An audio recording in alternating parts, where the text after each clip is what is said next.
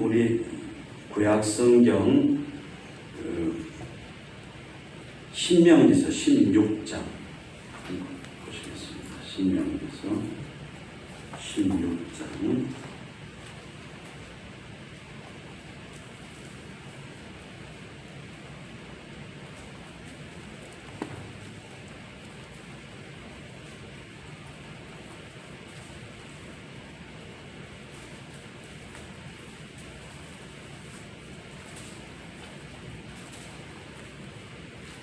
9절에서 12절 다 같이 함께 읽으시겠습니다. 7줄을 셀지니 곡식의 낫을 되는 첫날부터 7줄을 세요. 내 하나님 여호와 앞에 7절을 지키되 내 하나님 여호와께서 내게 복을 주신 대로 내 힘을 헤아려 자원하는 예물을 드리고 너와 내 자녀와 노비와 내 성중에 있는 레위인과 및 너희 중에 있는 객과 고아와 과부가 함께 내 하나님 여호와께서 자기의 이름을 두시려고 택하신 곳에서 내 하나님 여호와 앞에 즐거워할지니라. 너는 애굽에서 종되었던 것을 기억하고 이 규례를 지켜 행할지니라. 아멘.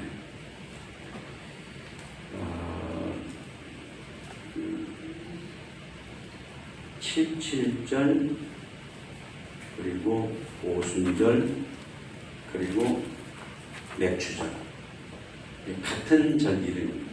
그러니까 렉추절, 지금 렉추절에 감사해라 하는 말씀.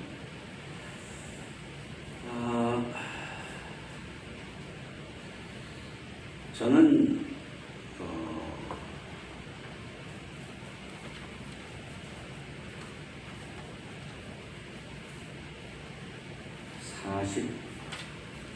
43년 전에 저하고 결혼해서 지금까지 함께 살고 있는 제 아내가 감사하고요. 제 딸을 보면 감사하게 됐고 무엇보다도 제가 오늘까지 이렇게 목회하고 있는 것 감사합니다. 그리고 좋은 교회 우리 가족 여러분들과 함께 하나님을 섬기는 것이 감사하고요. 제가 부안에 사는 게 감사하고 특히 나의 사랑하는 조국 한국으로 인해서 감사를 합니다. 153 감사생활 운동을 한 교회가 있습니다. 예수님이 부활하신 다음에 제자들이 티베리아 바다로 고기를 잡으러 갔죠. 밤새도록 애를 썼는데 아무것도 못 잡았어요. 근데 그때 예수님께서 그들에게 부활하신 예수님이 오셨습니다. 그리고는 배 오른편에 그물을 던져라. 그래서 던지니까 고기가 팍팍팍한 아니가 아니라 활동하는 고기들이 153마리나 잡혔습니다. 얼마나 감사하겠어요. 우리가 하나님께 믿음으로 순종해서 살면 하나님이 그런 일을 허락해 주시고 우리가 감사하게 된다 하는 배경을 가진 운동인데요. 그래서 하루에 한 번 감사하는 마음으로 하나님 말씀을 읽고 그리고 5가지 감사 제목을 써보고 3번 실제로 감사를 하는 운동입니다. 이 운동을 한 교회가 교회 안에 얼마나 은혜스러운 일들이 많이 생기는지요. 그 가운데는 불의의 교통사고로 인해가지고 아주 정말 금쪽같이 사랑하는 딸을 잃어서 낙심과 고통, 슬픔과 절망 속에 있었던 그 부모님이 모든 것을 떨쳐내 일어서고 인생을 이전보다도 더 힘차게 믿는 사람의 향기를 풍겨내며 사는 일부터 시작해서 많은 일들이 있었다. 맥추절을 지키라. 이는 네가 수고하여 밭에 뿌린 것의 첫 열매를 거두니까 심어서 천년매를 거둘 때까지 그 기간 동안 하나님께서 주신 은혜, 우리로 말하면 금년 전반기에 주신 은혜를 감사하고 그 감사함으로 후반기도 감사하며 또 하나님의 은혜 주심을 받으며 살기를 기도하고 다짐하는 맥주 감사드립니다.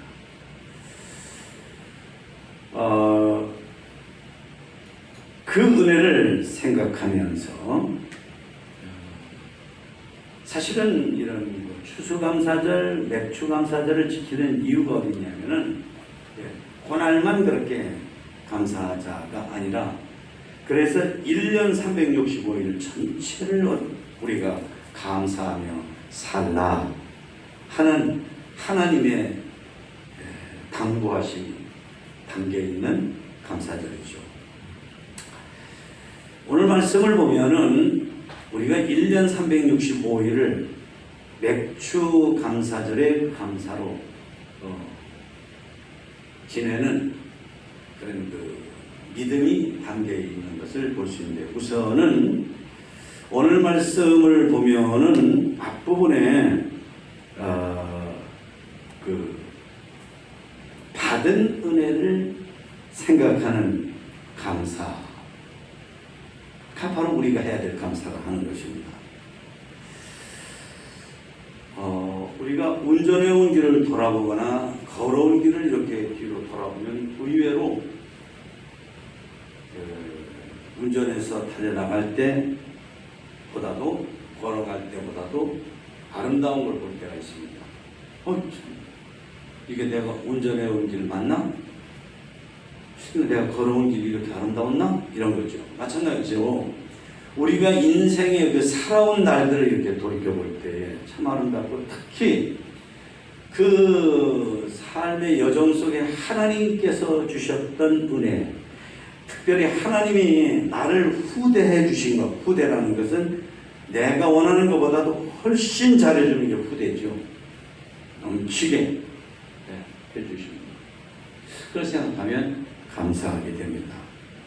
이 시편 116편은 그 감사로 이렇게 가득 차 있는데요. 우선 그 7절을 보면은요, 내 영혼아 내 평안함으로 돌아갈지어다 여호와께서 너를 후대하심이로다.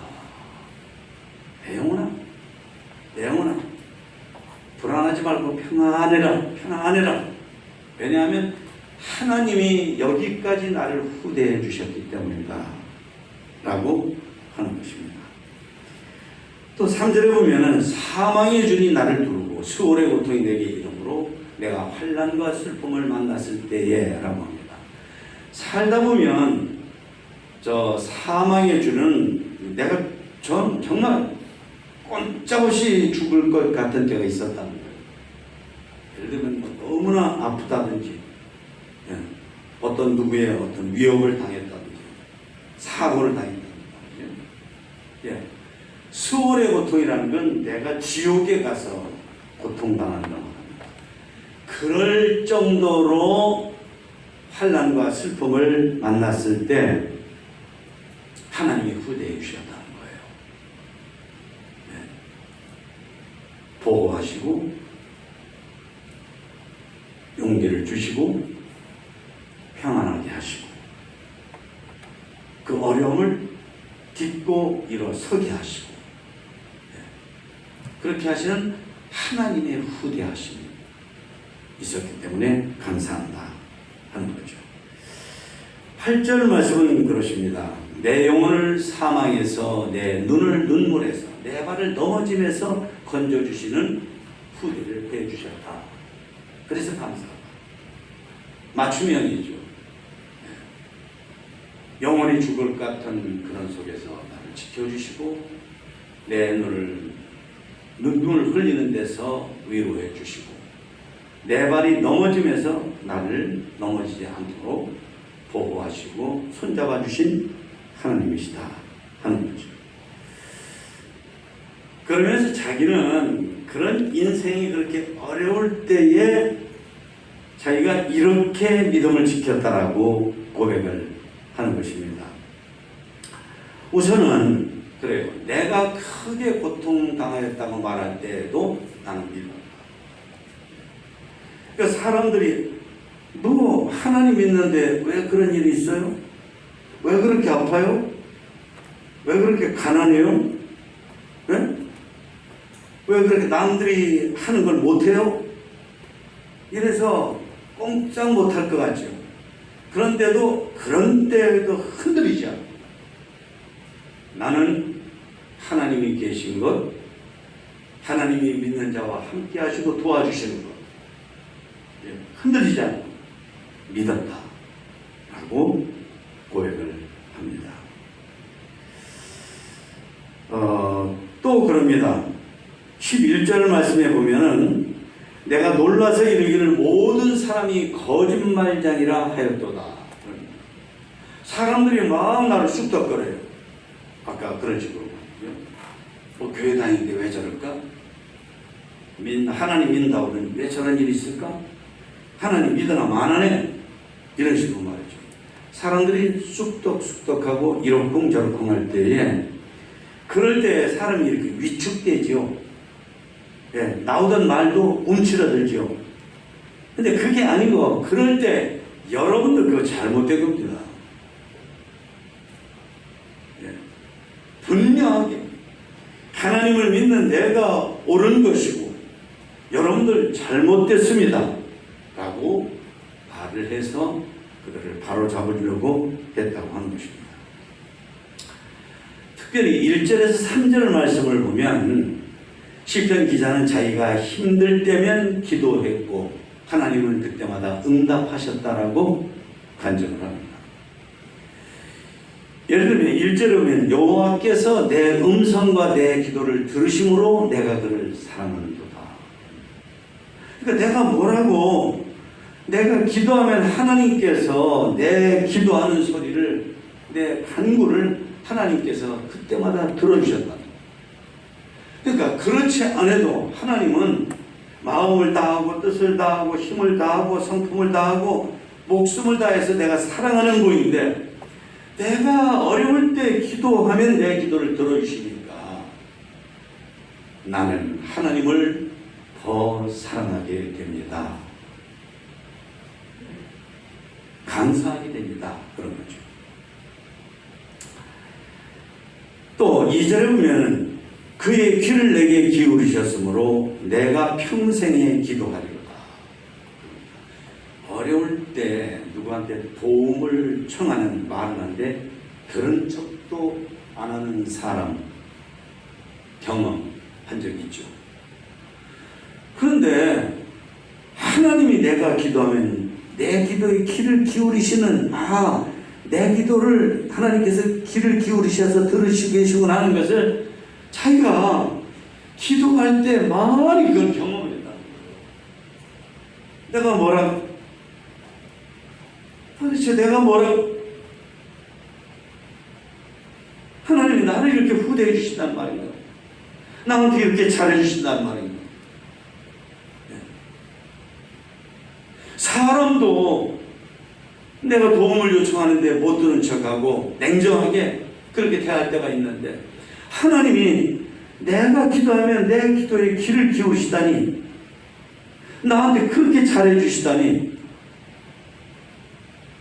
그러니까 믿음이 흔들리지 않는 믿음이 있고 그 믿음 아주 기도한 사람만이 경험할 수 있는 세계예요. 기도하지 않는 사람은 꿈도 못 꾸는 그런 차원입니다.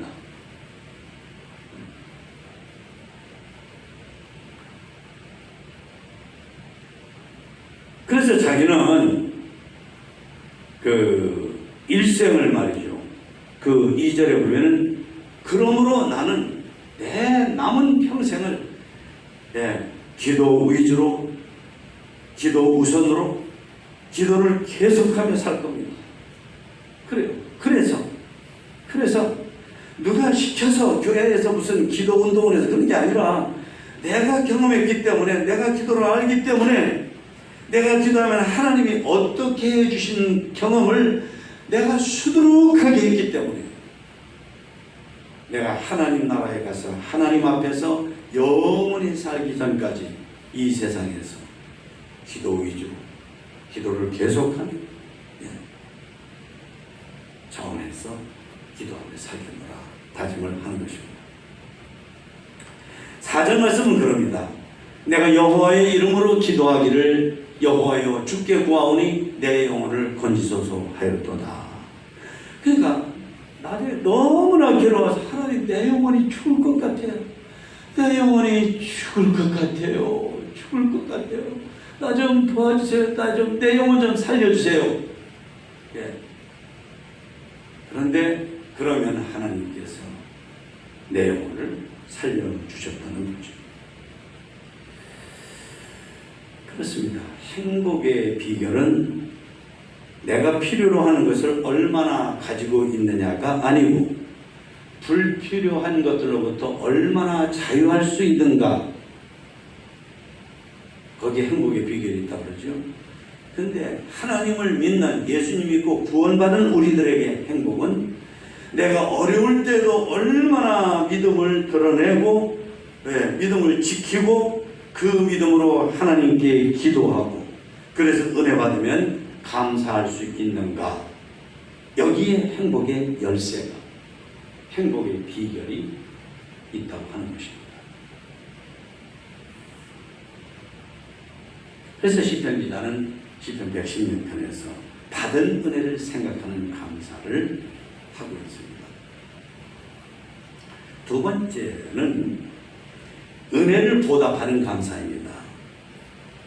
12절에 보니까 내게 주신 모든 은혜를 내가 여호와께 무엇으로 보답할까 하는 것입니다. 참으로 아름다운 신앙인다운 태도입니다. 메아리가 없는 산, 이상한 산이죠. 은혜를 부어 주었는데도 감사의 메아리를 이렇게 표현할 수 없는 사람, 하지 않는 사람, 이상한 사람. 메아리가 없는 산, 감사의 메아리가 없는 사람. 우리도 내게 주신 모든 은혜를 내가 여호와께 무엇으로 보답할까? 이것이 정상이고, 이것이 아름다운 것이고, 이것이 향기로운 것입니다. 그러니까 내가 구원의 잔을 이 감사, 이 보답하는 감사는 세 가지 차원인데, 첫 번째는 여기 보니까 구원의 잔을 들고 13절에 내가 구원의 잔을 들고 여호와의 이름을 부르며 하는 감사를 드립니다. 전에 서울에 있는 가장 수준이 높고 큰 호텔 연회장에서 제가 목회하는 교회의 집사님이 연세대학교 교수였는데, 그분 육순인가 뭔가 해가지고 그 연회장에서 이제 파티를 하면서 건배하는 걸 봤어요. 잔을 들고. 근데 그 건배사를 맡은 분이 목소리가 칸칸하더라고요. 그런 사람 시켰겠죠. 그래서 건배사, 이렇고 이런 것 때문에 이 사람을 축하하는 뜻으로 건배하니까, 와, 그 연회장이 얼마나 크냐면 천수백 명이 모일 수 있는 자리거든요. 그런데 그 사람들이 모두가 다 마음에서 우러나와서 그날 축하받을 사람을 위해서 건배를 하는데, 저는 정말 깜짝 놀랐어요.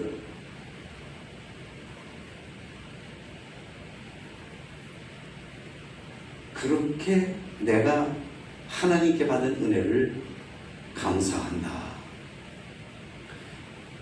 본격적으로 거침이 없이 전폭으로 드러내서 잔을 들어서 소리를 지르는 것처럼 하나님께 받은 은혜를 내가 그렇게 감사한다 하는 것입니다.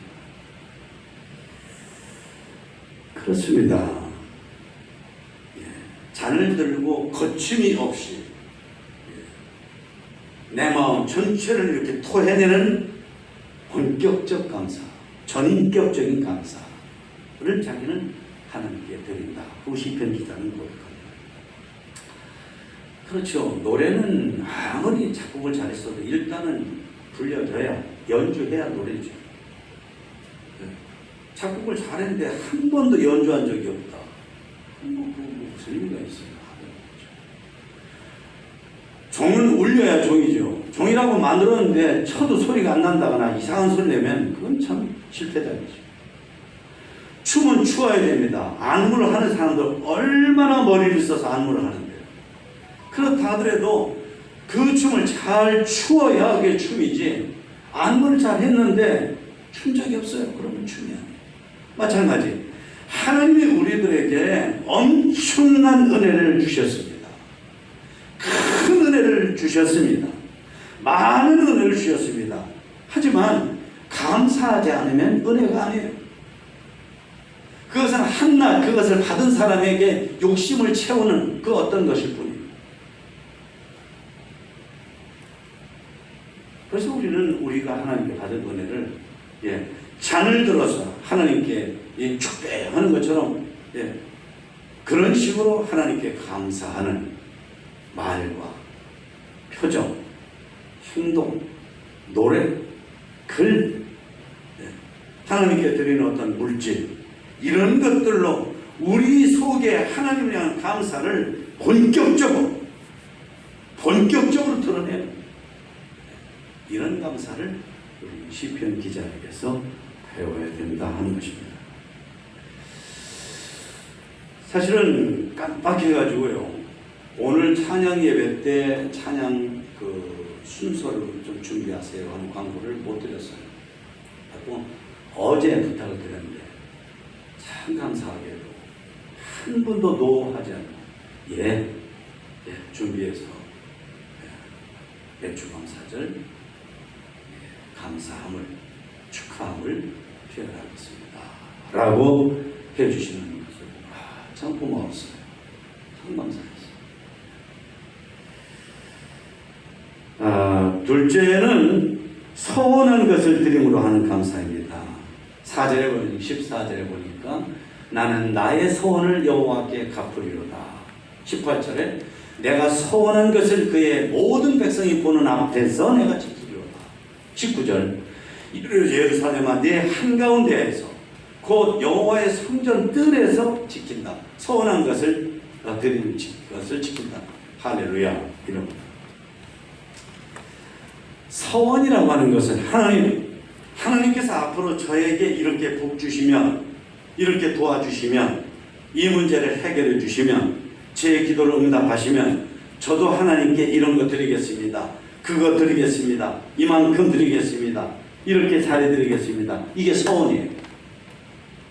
그러니까 내가 원하는 것, 내가 필요로 하는 것, 내가 간절한 것을 하나님께 말씀드리면서 하나님이 이루어 주시면 저도 기쁜 마음으로 하나님이 기뻐하실 것을 해드리겠습니다.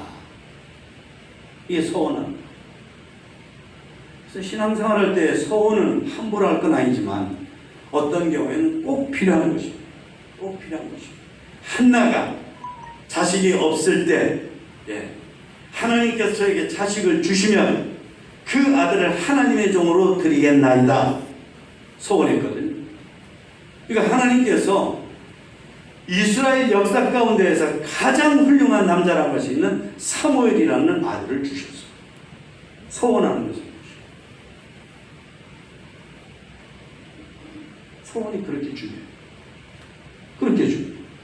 에이, 그거 했다가 괜히, 아이고, 나중에 그 엄청난 거, 그 큰 거, 내가 그거 못 드리면 어떡해? 아이고, 가까운데. 이런 사람은 소원 근처도 못 가죠. 적어도 성경의 가장 아름다운 여인 중에 하나가 한나인데, 한나 같은 사람이 진실한 소원을 하나님 앞에 드릴 수가 있고 지키는 거예요. 그 실제로 한나는 사무엘을 낳은 다음에 젖대고 바로 하나님께 갖다 드렸어요. 자기가 소원합니다.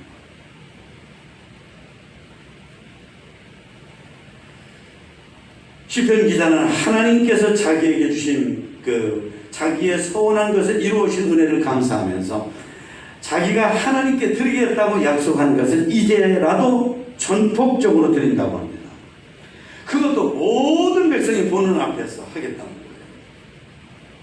그러면 사람들이 볼 때 저 사람 얘기하는 거 보니까 저거 10년 전에 한 건 이제서 하네, 5년 전에 할 것을 이제서 하네, 3년 전에 할 것을 이제서 하네 하고 어떻게 보면 창피하죠. 부끄럽죠. 따뜻하지 못하죠. 그래도 하나님의 은혜를 감사하고 오니까 그런 건 내가 사람들한테 어떤 대접을 받고 내 체면이 서고 안 서고 그게 중요한 게 아니라 주신 은혜, 하던 은혜를 감사하는 것 때문에 전 인격이 그거를 꽉 찬 거예요.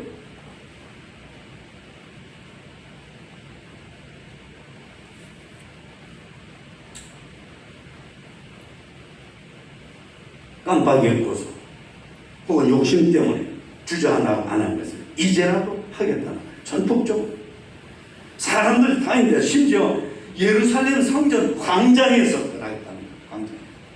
여러분, 제가 잊어버리고 제 욕심 때문에 망설이다 못한 것 하나님의 은혜가 너무나도 놀랍고 감사해서 이제 하나님께 약속하는 것을 이렇게 지키려고 합니다.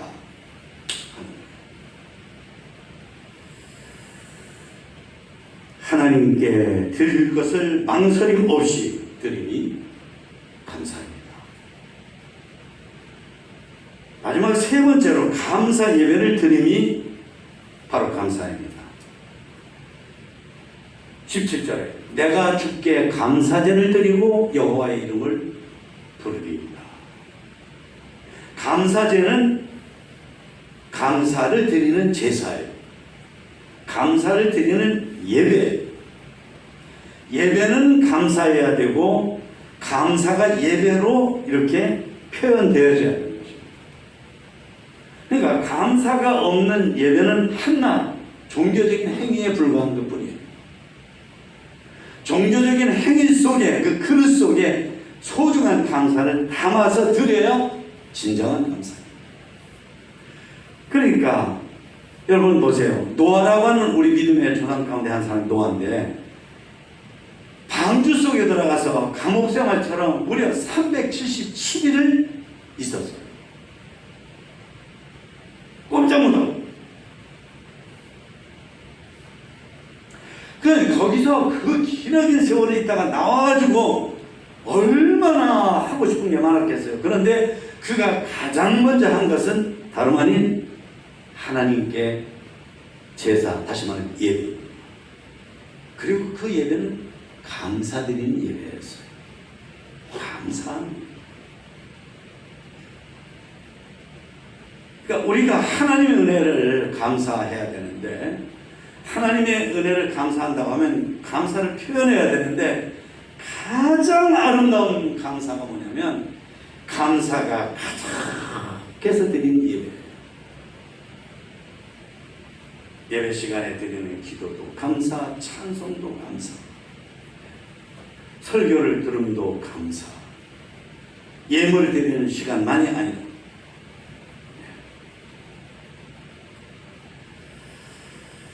그러니까 우리는 예배를 드릴 때마다 감사를 소중하게 챙겨야 돼요. 감사를 챙겨야 돼요. 게임이라고 하는 것은 시합이나 이런 걸 할 때 게임이라고 그러죠. 체인저라는 건 바꾼다는 뜻입니다. 게임 체인저. 그러면 이건 뭘 말하냐면 게임의 분위기를, 게임의 그런 흐름을 쫙 바꾸는 거를 말해요. 지금까지 패색이 짙었어요. 근데 그걸 확 바꿔서 이기는 것으로 바꾸는 거예요. 그런 역할을 하는 선수를 게임 체인저라고 합니다. 근데 이게 기업 경영학에서 하는 말인데 정말로 회사의 운명을 바꿀 정도로 혹은 많은 사람들에게 너무나도 아주 놀랍고 귀한 도움을 줄 수 있는 혁신적인 그런 아이디어를 가진 회사나 산업을 말할 때 게임 체인저라고 합니다. 근데 가만히 생각해보면요, 감사가 게임 체인저, 감사하는 사람이 게임 체인저. 가정의 분위기가 아주 안 좋다가도 어느 사람이 어느 날부터 믿음으로 감사를 하는 거예요. 어떤 일이 있어도 감사하는 거예요. 끝까지 하는 거예요. 큰 거 중요한 거 작은 거 다 감사하는 거예요. 이유 없어요. 따지는 데서 감사가 없는 거거든요. 따지지 않아요. 무조건 감사해요. 무조건 감사. 그러니까 게임 체인저, 가정 분위기가 바뀌는 거예요. 그 사람. 그런 사람이 있으면 회사가 바뀌는 거예요. 교회가 바뀌는 거예요.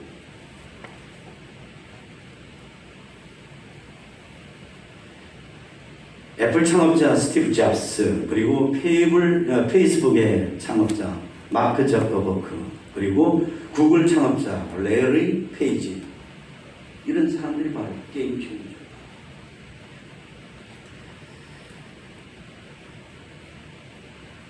하나님을 믿음으로 어려울 때도 믿음을 지키고, 괜히 주눅 들고 하나님 무시하고 사는 저 사람에 비하면 내가 저 사람 비교도 할 수 없이 내가 고귀하고 아름답고 떳떳하고 자랑스러운 걸 하는데도 불구하고 뭐 이렇게 내 믿음을 내세우고 내 믿음을 소개하고 내 믿음 드러내는 것을 주춤하고 비겁하고, 그게 아니고 믿음을 드러내서 기도하고 하나님께서 주신 은혜를 사람들 앞에서 감사하고 소원을 감당하는 자. 여러분이 제가 그런 믿음의 사람 되면 우리는 게임 체인저가 되는 거예요. 역사를 바꾸고 교회를 바꾸고 가정을 바꾸고 가문을 바꾸고 가정의 분위기를 바꾸고 인생을 바꾸고 인생의 흐름을 바꾸고.